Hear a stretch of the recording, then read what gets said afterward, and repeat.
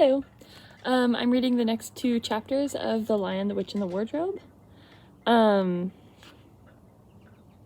time we ended on chapter 2. Lucy had just been she found Narnia through the wardrobe, and she had just learned about the White Witch who lives in Narnia, who kind of has taken over that world. But now she's back in her home, and yeah, she had just been like ready to tell her siblings about what she saw in Narnia. All right, here we go. Oh, and my cat might interrupt every once in a while. Sometimes she just wanders up. Okay, here we go. Lucy ran out of the empty room into the passage and found the other 3. "It's all right," she repeated. "I've come back." "What on earth are you talking about, Lucy?" asked Susan.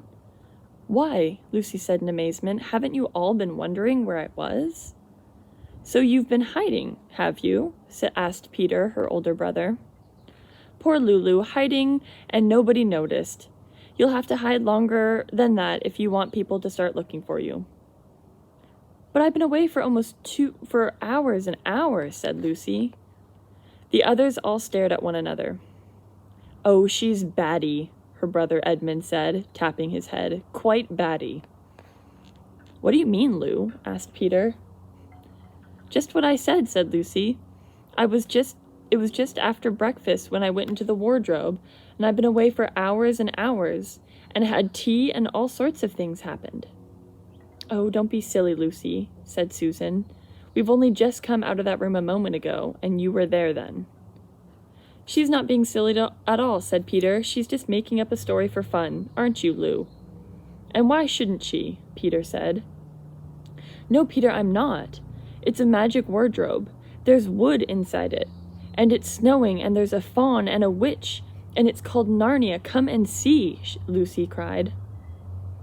The others did not know what to think, but Lucy was so excited that they all went back into the room with her, and she rushed ahead of them and flung the door to the white wardrobe open and cried, "Now, go and see for yourself."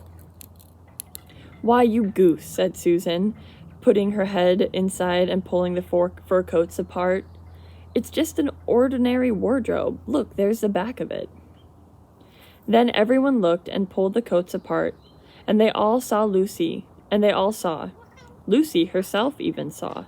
A perfectly ordinary wardrobe. There was no wood and no snow, only the back of the wardrobe with hooks on it. Peter went in and rapped his knuckles on it to make sure that it was solid. "A jolly good hoax, Lou," he said as he came out again. "You have really taken us in, I'll admit it. We half believed you." But it wasn't a hoax at all," cried Lucy. "Really and truly, it was all different a moment ago. Honestly, it was, I promise." "Oh, come on, Lou," said Peter. "That's going a bit far. You've had your joke. Haven't you better drop it now?" he asked. Lucy then grew very red in the face and tried to say something, though she hardly knew what she was trying to say, and she just burst into tears. For the next few days, she was very miserable. She could have made it up with the others quite easily at the moment if she could have brought herself to say that the whole thing was only a story and made up for fun. But Lucy was a very truthful girl, and she knew that she was really in the right, and she could not bring herself to say this. The others thought she was telling a lie, and a silly lie too, and that made her very unhappy. The 2 elder ones did this without meaning to, but Edmund could be very spiteful. And on this occasion, he was spiteful. He sneered and jeered at Lucy and kept on asking her if she found any new countries in the cupboards all over the house. What made it worse was that these days ought to have been delightful.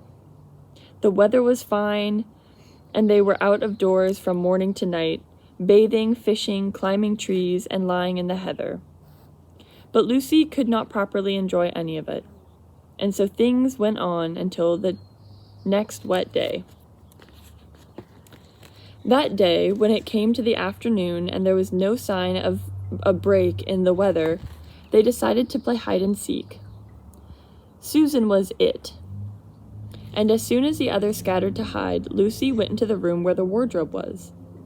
She did not mean to hide in the wardrobe because she knew that it would only set the others talking again about the whole wretched business. But she did want to have another look inside of it. For by this time she was beginning to wonder herself if Narnia and the Faun had all been just a dream. The house was so large and complicated and full of hidden places that she thought she would have had time to have one look in the wardrobe and then hide somewhere else. But as soon as she reached it, she heard steps in the passage outside, and there was nothing for it but to jump into the wardrobe and hold onto the door close behind her. She did not shut it properly because she knew it's very silly to lock oneself in the wardrobe, even if it was not a magic one.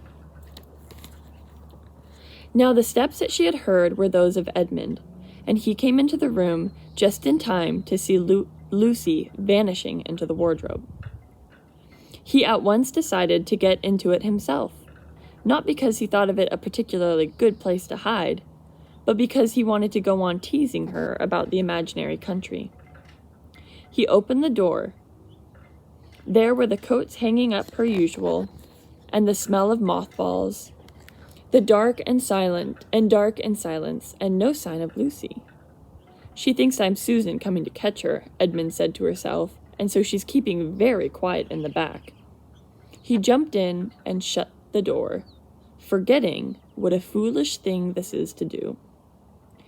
Then he began feeling about for Lucy in the dark, and he expected to find her in a few seconds, and was surprised when he did not.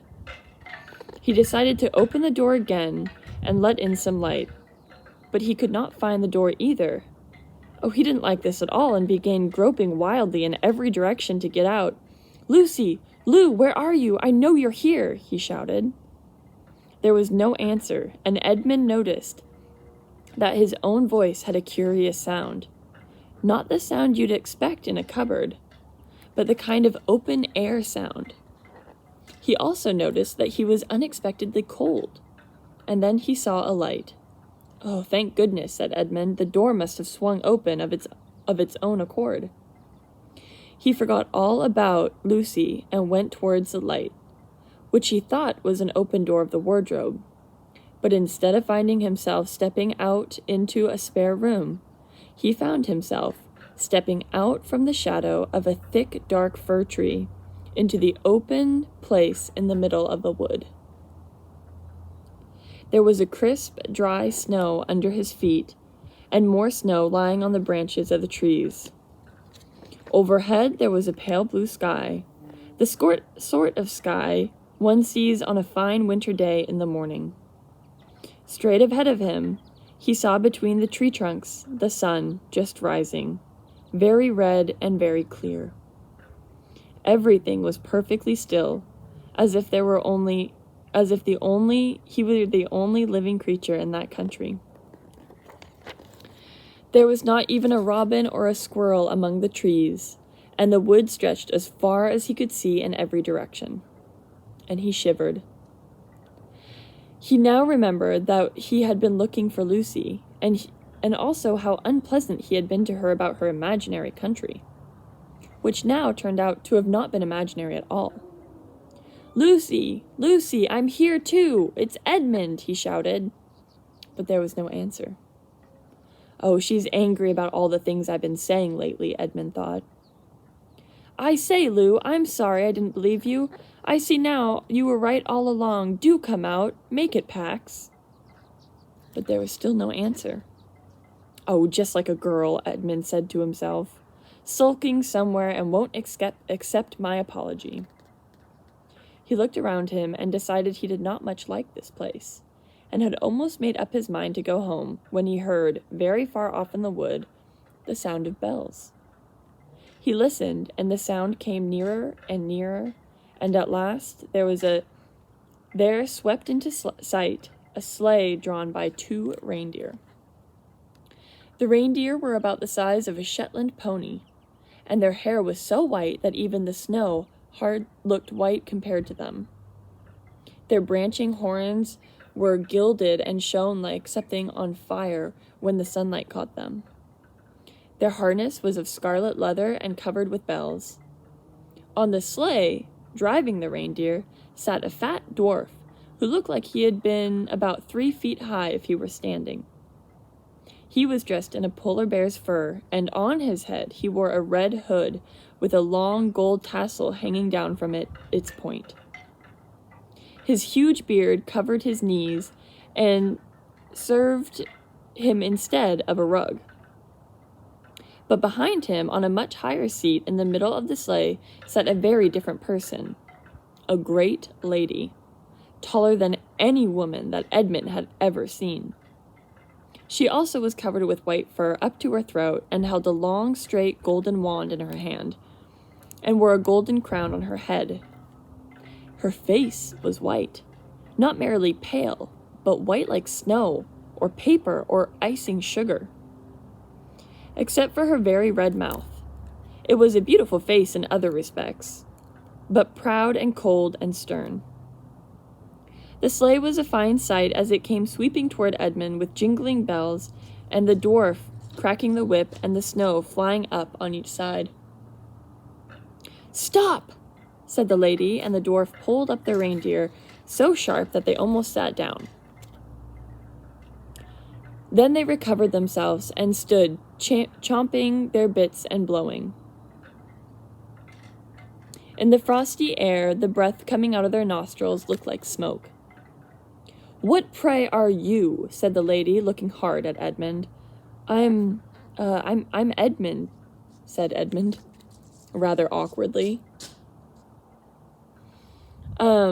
He did not like the way she was looking at him. The lady frowned. "Is that how you address a queen?" she asked, looking sterner than ever.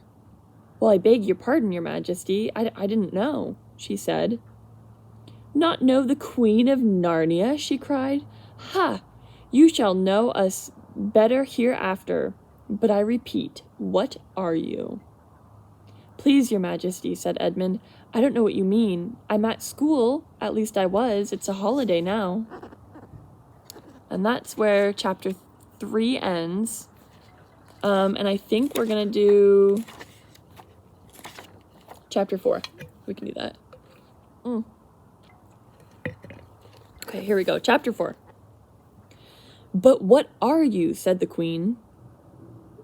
"Are you a great overgrown dwarf that has cut off his beard?" she asked. "No, your majesty," said Edmund. "I've never had a beard. I'm a boy." "A boy," she said. "Do you mean you are a son of Adam?" Edmund stood still, saying nothing. He was too confused at this time to understand what this question meant. "I see you're an idiot, whatever else you may be," said the queen. "Answer me, once and for all, or I shall lose my patience. Are you a human?" "Yes, your majesty," said Edmund. "And now, pray, did you come to enter my domain?" "Please, your majesty, I came through the wardrobe." "A wardrobe?" she asked. "What do you mean?" "Oh, I opened the door and I just found myself here, your majesty," said Edmund. "Ha!" said the queen, speaking more to herself than him. A door from a world of men. I have heard of such things.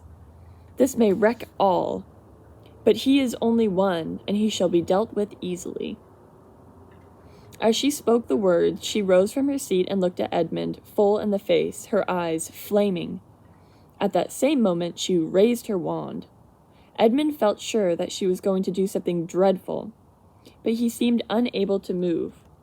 Then, just as he gave himself up for lost, she appeared to have changed her mind. "Oh, my poor child," she said in a quite different voice. "How cold you look. Come, sit with me here on the sleigh, and I'll put my mantle around you, and we will talk." Edmund did not like this agreement at all, but he dared not disobey. So he stepped onto the sleigh and sat at her feet, and she put a fold of her fur mantle around him and tucked it in well. "Perhaps something hot to drink?" she asked him. "Oh, yes, please, your majesty," said Edmund, whose teeth were chattering. The queen looked from somewhere among her wrapping a very small bottle which looked as if it were made of copper. Then, holding out her arm, She let one drop fall from it into the snow beside the sleigh. Edmund saw the drop for a second in mid-air, shining like a diamond.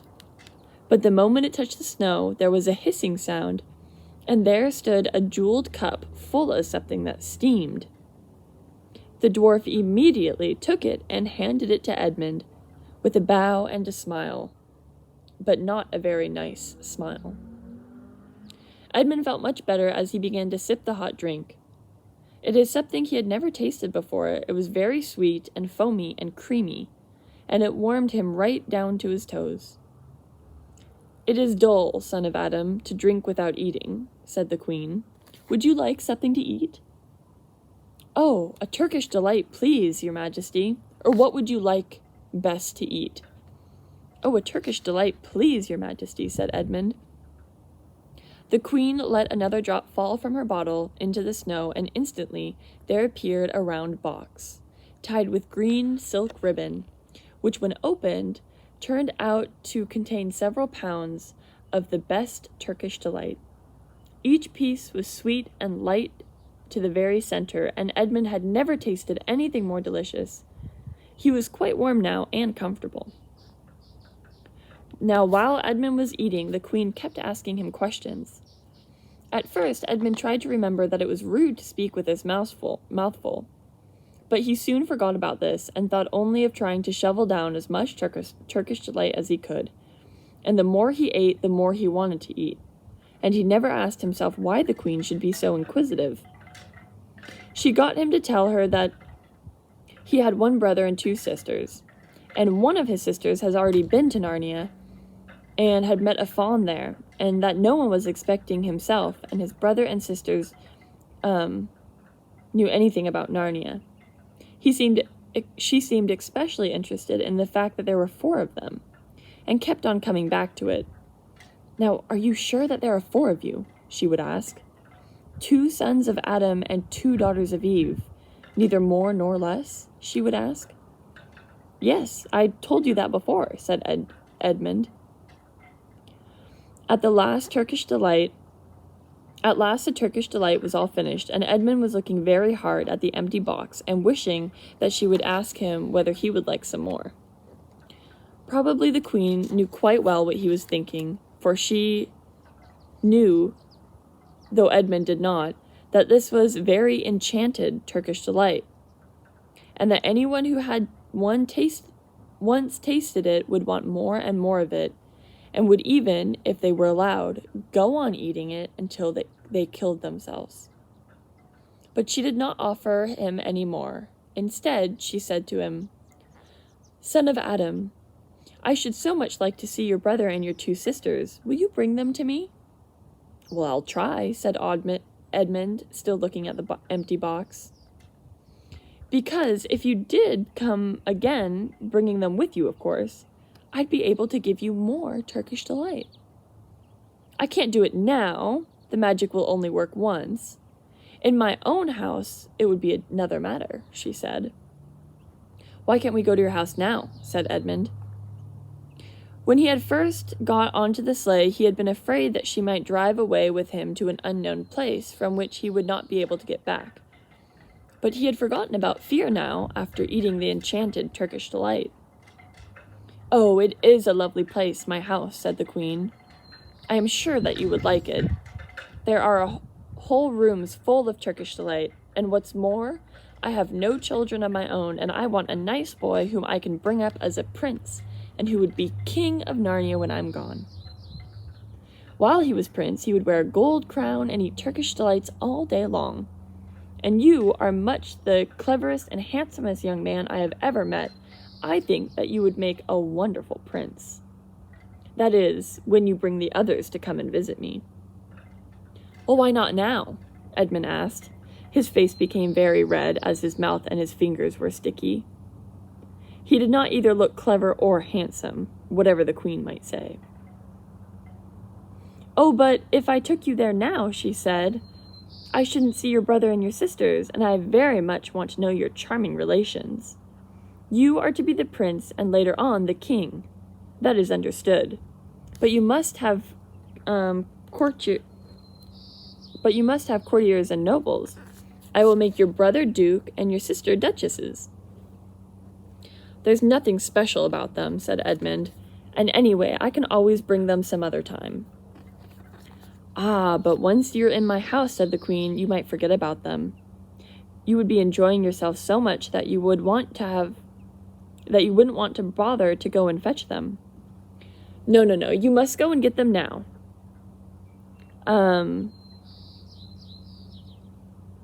It is no good coming without them."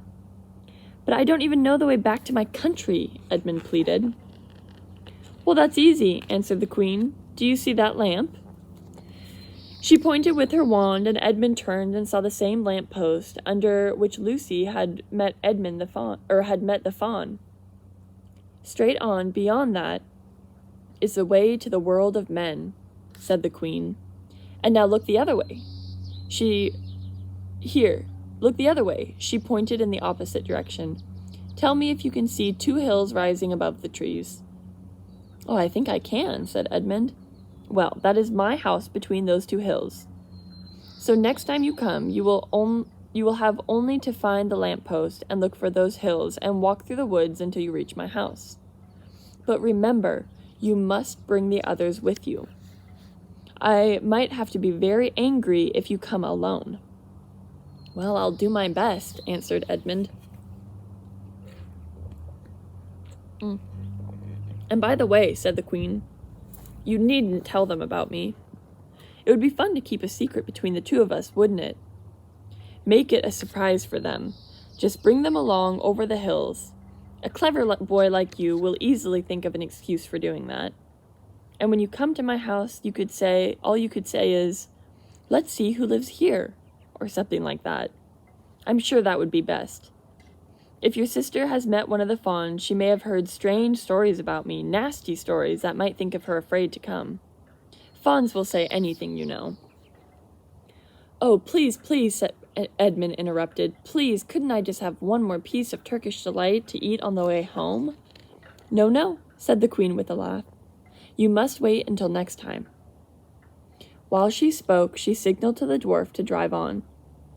But as the sleigh swept away out of sight, the queen waved to Edmund, calling out, next time, don't forget, come soon," she cried out to Edmund. Edmund was still staring after the sleigh when he heard someone calling his own name and looked around to see Lucy coming towards him from the other part of the wood. "Oh, Edmund," she cried, "you've got in too! Isn't it wonderful? And now—" "All right," said Edmund. "I see you were right, and this is a strange magic wardrobe after all. I'll say I'm sorry if you like. But where on earth have you been all this time? I've been looking for you everywhere," Edmund cried. "If I'd known you had got in, I would have waited for you," said Lucy, who was happy and excited to notice how snappishly Edward spoke, or how flushed and strange his face was. "I've been having lunch with Mr. Tumnus the fawn. He's all very well, and the White Witch has done nothing to him for letting me go. So he thinks she couldn't have found out, and perhaps everything is going to be all right after all." "The White Witch?" Edmund asked. "Who is she?" "Well, she's a perfectly terrible person," Lucy said. "She calls herself the Queen of Narnia, though she has no right to be queen at all, and all the fawns and dryads and naiads and dwarfs and animals, at least all the good ones, they simply hate her. And she can turn people into stone and do all kinds of horrible things. And she has made a magic so that it's always winter in Narnia. Always winter. But it never gets to Christmas. And she drives about on a sleigh drawn by a reindeer with her wand in hand and a crown on her head," Lucy said. Edmund was already feeling uncomfortable from having eaten too many sweets. But when he heard that the lady that he had made friends with was a dangerous witch, he felt even more uncomfortable. But he still wanted to taste the Turkish delights again, more than he had wanted anything else, since he did eat enchanted Turkish delights. "Who told you all that stuff about the White Witch?" he asked. "Mr. Tumnus the fawn," said Lucy. Well, you can't always believe what a fawn says, said Edmund, trying to sound as if he knew far more of them than Lucy. Well, who said so? Asked Lucy. Oh, everyone knows it, said Edmund. Ask anybody you like. But it's a pretty poor sport standing here in the snow. Let's go home. Sure, let's, said Lucy. Oh, Edmund, I am glad you got in too. The others will have to believe in Narnia now that the both of us have been here. What fun it will be.